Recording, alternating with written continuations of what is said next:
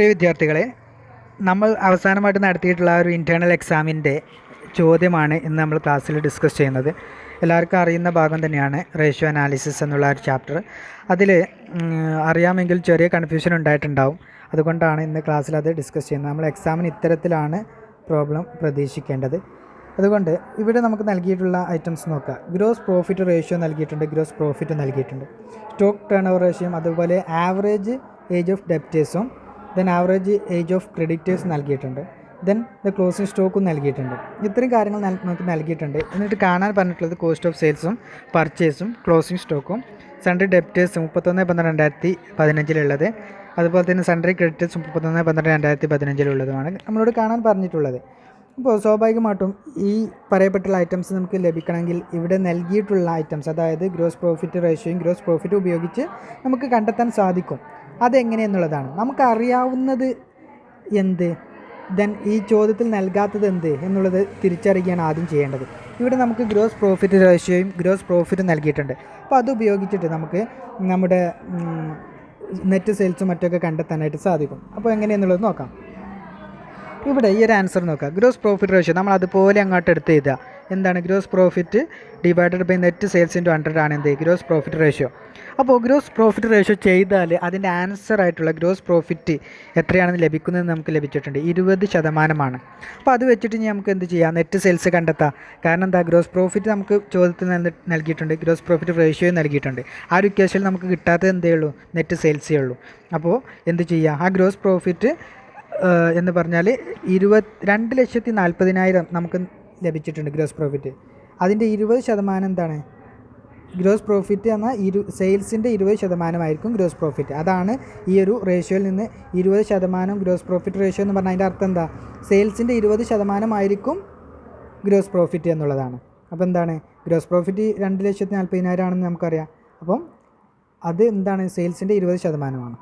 അപ്പോൾ എങ്ങനെയാണ് ഇനി സെയിൽസ് എങ്ങനെയാണ് നമ്മൾ കാണുക, 2,40,000 ഡിവൈഡഡ് ബൈ ഈ 20% ഇൻറ്റു 100. ഓക്കെ, അത് ചെയ്യുമ്പോൾ 12 ലക്ഷം സെയിൽസ് നമുക്ക് ലഭിക്കും. ഇനി നമുക്ക് ചെയ്ത് നോക്കിയാൽ മതി. 12 ലക്ഷത്തിൻ്റെ 20% നോക്കിയാൽ മതി.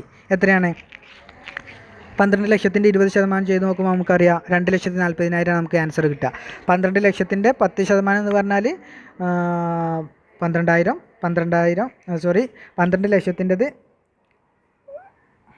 ജസ്റ്റ് ഒരു 0 അങ്ങ് കുറച്ച് നമുക്ക് 1,20,000 ലഭിക്കും. അങ്ങനെ 10%, 20% ആണെങ്കിൽ അതിൻ്റെ ഇരട്ടി, അതായത് 2,40,000 ഗ്രോസ് പ്രോഫിറ്റ് എന്നുള്ളത് നമുക്ക് കിട്ടിയിട്ടുണ്ട്. അപ്പോൾ സ്വാഭാവികമായിട്ടും അതിൻ്റെ സെയിൽസും നമുക്ക് അവിടെ നിന്ന് ലഭിച്ചു.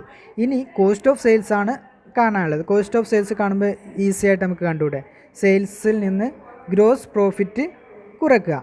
സെയിൽസ് എന്ന് പറഞ്ഞാൽ നമ്മുടെ അറ്റ് ലാസ്റ്റ് നമ്മൾ എത്ര രൂപക്കാണോ വിൽപ്പന നടത്തുന്നത് അതാണല്ലോ. അതിൽ നമ്മുടെ ഗ്രോസ് പ്രോഫിറ്റ് കുറച്ചാൽ ബാക്കിൽ എന്തായിരിക്കും, കോസ്റ്റ് ഓഫ് സെയിൽസ് ആയിരിക്കും. സ്വാഭാവികമായിട്ടും നമുക്കറിയാം പ്രോഫിറ്റ് സെയിൽസ് എന്ന് പറഞ്ഞാൽ നമ്മൾ സെയിൽസ് എമൗണ്ട് എന്ന് പറഞ്ഞാൽ അതിൽ കോസ്റ്റ് പ്ലസ് പ്രോഫിറ്റാണ് ചേർത്തിട്ടുള്ളത്, അല്ലേ. കോസ്റ്റ് പ്ലസ് പ്രോഫിറ്റാണ് നമ്മൾ സെയിൽസിന് എമൗണ്ട് ഫിക്സ് ചെയ്യാറ്.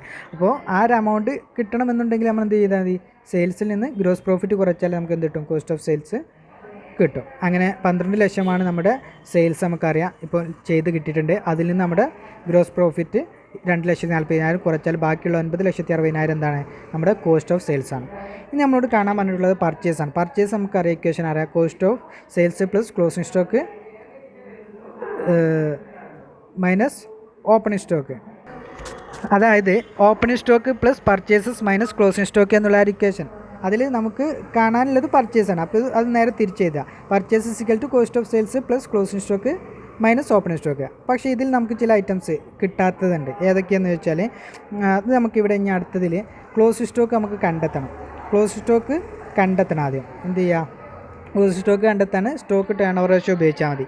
അതായത് cost of sales divided by average stock ആണ് എന്ത്, സ്റ്റോക്ക് ടേൺ ഓവർ റേഷ്യോ നമുക്കറിയാം. അതിൻ്റെ ആൻസർ 5 ടൈംസ് ആണെന്ന് ചോദ്യത്തിൽ നൽകിയിട്ടുണ്ട്. ഇനി അതിൽ നമുക്ക് കിട്ടാത്ത എന്താണ്, അതായത് ഇനി നമുക്കതിൽ ആവറേജ് സ്റ്റോക്ക് കിട്ടാത്തതിന് അങ്ങോട്ട് സമയത്തിൻ്റെ അപ്പുറത്തേക്ക് എടുത്തു വെച്ചാൽ ആവറേജ് സ്റ്റോക്ക് കാണാൻ നമുക്ക് cost of sales divided by 5 times ആണല്ലോ. അതുകൊണ്ട് 5 ടൈം ചെയ്താൽ മതി. അതായത് 9,60,000 അതായത് കോസ്റ്റ് ഓഫ് സെയിൽസ് നമുക്ക് കിട്ടിയത് നേരത്തെ ചെയ്തപ്പോൾ കിട്ടിയത്, അതിനെ 5 ടൈംസ് കൊണ്ട് ഡിവൈഡ് ചെയ്യുമ്പോൾ 1,92,000 നമുക്ക് കിട്ടും. എന്താണ് ആവറേജ് സ്റ്റോക്ക് ആണെന്നുള്ളത് മനസ്സിലാക്കുക. Average stock. ഇനി ക്ലോസ് സ്റ്റോക്ക് എത്രയെന്ന് നമ്മളോട് പറഞ്ഞിട്ടുണ്ട്. 10,000 മോർ ദാൻ ഓപ്പൺ സ്റ്റോക്ക് എന്നാണ്. ഓപ്പൺ സ്റ്റോക്കിനേക്കാൾ കൂടുതലാണ് ക്ലോസ് സ്റ്റോക്ക്. ഇത് ആവറേജ് സ്റ്റോക്കാണ് നമുക്ക് മുകളിൽ കിട്ടിയത്. അപ്പോൾ ആവറേജ് എന്ന് പറഞ്ഞാൽ നമ്മൾ മനസ്സിലാക്കുക അതിൻ്റെ പകുതിയായിരിക്കും. Open stock plus open stock plus closing stock divide by 2 ആയിരിക്കും 1,92,000. അതുകൊണ്ട് തന്നെ ഓപ്പൺ സ്റ്റോക്ക് നമുക്ക് എങ്ങനെയായിട്ട് പരിഗണിക്കാം? എക്സ് ആയിട്ട് പരിഗണിക്കുകയാണെങ്കിൽ ക്ലോസിംഗ് സ്റ്റോക്ക് എന്തായിരിക്കും? എക്സ് പ്ലസ് 10,000 ആയിരിക്കും.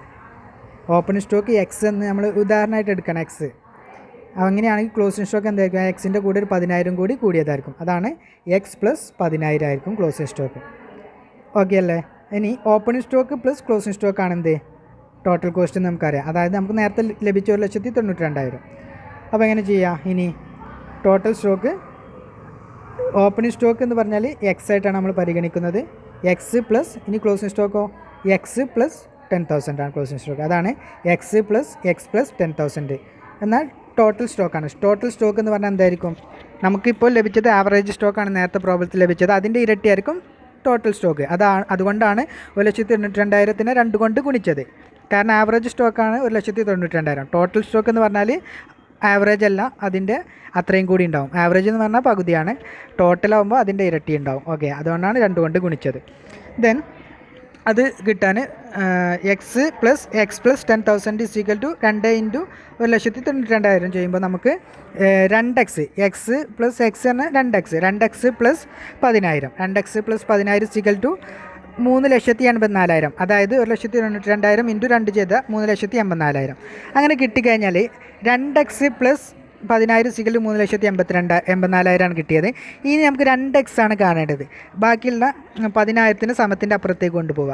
2x സിഗൽ ടു 3,84,000 മൈനസ് 10,000 ആവും. അതായത് സമത്തിൻ്റെ അപ്പുറത്തുള്ള 10,000 പോസിറ്റീവായിരുന്നു, സമത്തിൻ്റെ അപ്പുറത്തേക്ക് കൊണ്ടുപോയപ്പോൾ എന്തായി? മൈനസായി. അങ്ങനെ 3,74,000 എന്ന് നമുക്ക് ആൻസർ കിട്ടും. അതായത് 2x സിഗൽ ടു 3,74,000. അപ്പോൾ ഇനി നമുക്ക് എന്താണ്? 1x ആണ് കിട്ടേണ്ടത്. അപ്പോൾ എന്ത് ചെയ്യാം? ഇവിടെ 2x എന്ന് പറഞ്ഞാൽ 2 ഇൻറ്റു എക്സ് ആണ്. 2x ഇൻറ്റു ആകുമ്പോൾ സമത്തിൻ്റെ അപ്പുറത്തേക്ക് കൊണ്ടുപോകാൻ എന്താവും? ഹരിക്കണം എന്താവും. അതുകൊണ്ട് 3,74,000 അവിടെ നിർത്തിയിട്ട് ഈ 2xൻ്റെ കൂടെയുള്ള 2നെ നമ്മൾ സമത്തിൻ്റെ അപ്പുറത്തേക്ക് കൊണ്ടുവരും. അപ്പോൾ ഹരിക്കണം എന്നാവും. അപ്പോൾ x is equal to 3,74,000 divided by 2 എന്നാവും. അപ്പോൾ എത്ര കിട്ടി? 1,87,000 നമുക്ക് ആൻസറായിട്ട് കിട്ടി. അതെന്താണ്? എക്സ് ആണ്. 1,87,000. എക്സ് എന്ന് പറഞ്ഞാൽ എന്താണ്? എന്തിനെയാണ് നമ്മൾ എക്സ് ആയിട്ട് പരിഗണിച്ചിരുന്നത്? മുകളിൽ നോക്കുക. Let open stock B X. Open stock നമ്മൾ എക്സ് ആയിട്ട് പരിഗണിക്കുകയാണെങ്കിൽ അപ്പോൾ ഓപ്പൺ സ്റ്റോക്ക് എത്രയാണ്? 1,87,000 എന്ന് നമുക്ക് ലഭിച്ചു. ഇനി അടുത്തത് സൺട്രി ഡെപ്റ്റേഴ്സിനെ കാണാൻ നമുക്ക് ആവറേജ് ഏജ് ഓഫ് ഡെപ്റ്റേഴ്സ് നൽകിയിട്ടുണ്ട്. അത് കാണുന്ന ഇക്വേഷൻ നമുക്കറിയാം. Closing debtors divide by credit sales into 12 ചെയ്യുന്ന സമയത്താണ് 1.5 മന്ത് എന്നുള്ളത് നമുക്ക് ലഭിക്കുക. അതൊക്കെ നമ്മൾ മുമ്പ് പഠിച്ചതാണ്, അതുകൊണ്ടാണ് കൂടുതൽ എക്സ്പ്ലെയിൻ ചെയ്യാത്തത്. Then it means always on an average 1.5 months credit sales will be outstanding as debtors. ഈ ഇത്രയും സമയം 1.5 ഡേയ്സ്, അതായത് 1.5 മാസത്തോളം ഇത് നമുക്ക് കിട്ടാതെ നിൽക്കാറുണ്ട് എന്നർത്ഥം. അപ്പോൾ അത് ക്ലോസിംഗ് ഡെപ്റ്റേഴ്സിനെ കാണാൻ നമുക്ക് എന്ത് ചെയ്യുക? Credit sales into collection period divided by into ചെയ്താൽ മതി. അതായത് ക്രെഡിറ്റ് സെയിൽസ് നമുക്ക് കിട്ടിയിട്ടുണ്ട്. ടോട്ടൽ സെയിൽസ് ക്രെഡിറ്റ് സെയിൽസ് പ്രത്യേകം പറഞ്ഞിട്ടില്ലെങ്കിൽ ടോട്ടൽ സെയിൽസ് നമ്മൾ ക്രെഡിറ്റ് സെയിൽസ് ആയിട്ട് പരിഗണിക്കുമെന്ന് നമ്മൾ പഠിച്ച സമയത്ത് അവിടെ എക്സ്പ്ലെയിൻ ചെയ്തിരുന്നു. അങ്ങനെ 12 ലക്ഷം ഇൻറ്റു 1.5 ഡിവൈഡഡ് ബൈ 12 ചെയ്താൽ നമുക്ക് അതിൻ്റെ ആൻസറും ലഭിക്കും. ദെൻ മറ്റൊന്ന് സെൻട്രൽ ക്രെഡിറ്റേഴ്സും അതുപോലെ തന്നെ ചെയ്താൽ മതി. അത് അധികം എക്സ്പ്ലെയിൻ ചെയ്യുന്നില്ല. ഈ കാര്യങ്ങൾ തന്നെയാണ് മെയിനായിട്ട് പറയാനുള്ളത്. അപ്പോൾ അത് കിട്ടിക്കഴിഞ്ഞാൽ നമുക്ക് എന്ത് ചെയ്യുക? പർച്ചേസും ചെയ്യാം. അതായത് കോസ്റ്റ് ഓഫ് സെയിൽസ് നമുക്ക് കിട്ടിയിട്ടുണ്ട്, പ്ലസ് ക്ലോസിംഗ് സ്റ്റോക്ക് ഇപ്പോൾ നമ്മൾ കണ്ടു, മൈനസ് ഓപ്പണിംഗ് സ്റ്റോക്കും ചെയ്താൽ നമുക്ക് എന്ത് കിട്ടും? പർച്ചേസസും കിട്ടും. അധികം എക്സ്പ്ലനേഷൻ കൊടുക്കാത്തത് പഠിച്ച ഏരിയ തന്നെയാണ്, എങ്കിലും ആ ഒരു റൂട്ട് നിങ്ങൾക്ക് കിട്ടിച്ചു എന്ന് മാത്രം. ഇനി എന്തെങ്കിലും ഡൗട്ട്സ് ഉണ്ടെങ്കിൽ നിങ്ങൾക്ക് പേഴ്സണലായിട്ട് ചോദിക്കാം. ദെൻ ഇനി രണ്ടാമത്തെ പ്രോബ്ലത്തിൽ പലർക്കും മാർക്ക് കുറയാൻ കാരണം എന്താ വെച്ചാൽ 10 മാർക്കിൻ്റെ പ്രോബ്ലമാണ്. അപ്പോൾ നമ്മൾ വെറുതെ എന്തെങ്കിലും എഴുതിയിട്ട് കാര്യമില്ല. ഒരു പാരഗ്രാഫ് ആക്കിയിട്ട് നിങ്ങൾ എഴുതുന്ന സമയത്ത് ഇതിന് ഏറി വന്നാൽ നിങ്ങൾക്ക് 5 മാർക്ക് കിട്ടുള്ളൂ. ഇനി എത്ര 2 പേജിൽ ഒരു പാരഗ്രാഫ് നിങ്ങൾ എഴുതിയണമെങ്കിലും. അപ്പോൾ എന്ത് ചെയ്യുക? അതൊരു ഇൻട്രൊഡക്ഷൻ ആയിട്ട് എഴുതുക. എന്താണ് ചോദിച്ചതെന്നുള്ളത്. പിന്നെ അതിൻ്റെ കണ്ടൻറ്റ് ഓരോന്നായിട്ട് പോയിൻ്റ് എടുത്ത് എഴുതുക. എന്നിട്ട് ആ പോയിൻ്റ് ഒന്നുകൂടെ വിശദീകരിക്കുക, നമ്മളുടെ ചോദ്യമായിട്ട് ബന്ധിപ്പിക്കുക. എന്നിട്ട് ലാസ്റ്റ് ഒരു കൺക്ലൂഷനും കൊടുത്താൽ 10 മാർക്ക് കിട്ടുള്ളൂ. അപ്പോൾ അങ്ങനെ എഴുതാൻ എല്ലാവരും ശ്രമിക്കുക. അപ്പോൾ ചെറിയൊരു ഭാഗം മാത്രമാണ് ഇന്ന് എക്സ്പ്ലെയിൻ ചെയ്തിട്ടുള്ളൂ. അതിൽ എന്തെങ്കിലും ഡൗട്ട്സ് ഉണ്ടെങ്കിൽ നിങ്ങൾക്ക് പേഴ്സണലായിട്ട് ചോദിക്കാം. ഓക്കെ.